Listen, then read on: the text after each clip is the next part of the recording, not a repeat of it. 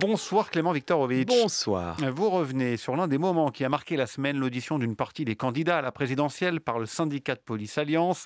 Valérie Pécresse, Marine Le Pen et Gérald Darmanin, qui représentaient La République En Marche, ont répondu présent. Mais c'est surtout le discours d'Éric Zemmour qui vous a marqué. Pour vous, il assume tout bonnement l'hypothèse d'une guerre civile. Oui, je sais que le mot est fort, guerre civile, mais vous allez voir qu'il me semble désormais justifié. Et pour le comprendre, il faut commencer par s'arrêter sur ce que dit Éric Zemmour des violences policières. Pour lui, ça n'est pas qu'elles n'existent pas, c'est qu'elles ne peuvent tout simplement pas exister. Le président de la République lui-même, qui, dans une interview à Brut, parle de violence policière. Il n'y a pas de violence policière. Les policiers ont, selon la grande phrase de Max Weber, le monopole de la violence légitime. Donc il y a des violences faites aux policiers, oui, et qui se multiplient. Vous l'entendez, les policiers disposeraient du monopole de la violence légitime et donc tout emploi de la force de leur part serait acceptable. L'expression violence policière n'aurait tout simplement aucun sens. Est-ce que Clément, c'est un raisonnement rigoureux? Non, pas du tout. Pas du tout. C'est une déclaration qui repose sur une lecture totalement biaisée de Max Weber, un des pères de la sociologie, que pourtant tous les étudiants en sciences sociales sont censés étudier.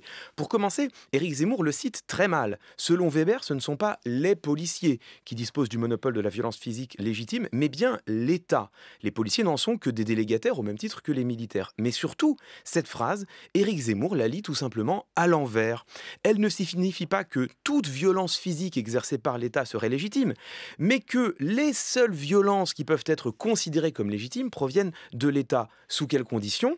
Dès lors que la violence procède de ce que Max Weber appelle une légitimité légale rationnelle, c'est-à-dire dès lors que cette violence s'exerce dans le respect des règles et des lois. En dehors de ce cadre, en dehors des normes, des règles, des lois, la violence de l'État perd toute légitimité et devient insupportable. C'est précisément ce qui est dénoncé sous le nom de violence policière. En même temps, Éric Zemmour n'est pas le seul à rejeter ce terme de violence policière. En effet, Gérald Darmanin aussi, ou encore Christian Jacob ce matin sur France Info, ils estiment que d'une manière générale, les policiers font preuve d'un emploi proportionné de la force tout en admettant des dérapages. Mais en détournant Max Weber, Éric Zemmour, lui, en vient à nier la possibilité théorique que la violence policière puisse être illégitime. Et je ne crois pas que ce soit un hasard. Chez Éric Zemmour, cette interprétation soutient un projet plus profond. Écoutez la manière dont il parle de ceux que les policiers ont face à eux, les délinquants.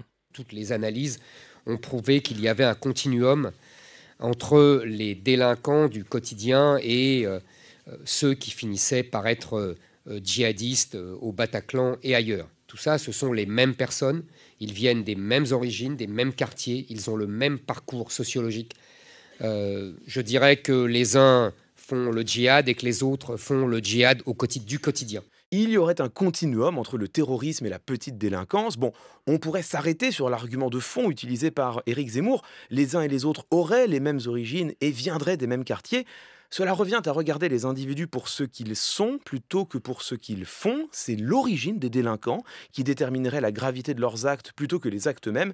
C'est bien sûr hautement contestable pour ne pas dire plus. Mais surtout, écoutez quelles conséquences en tire Éric Zemmour. Vous n'avez pas à faire seulement face à des délinquants, vous êtes aux premières loges d'un conflit de civilisation qui s'est étendu sur notre sol.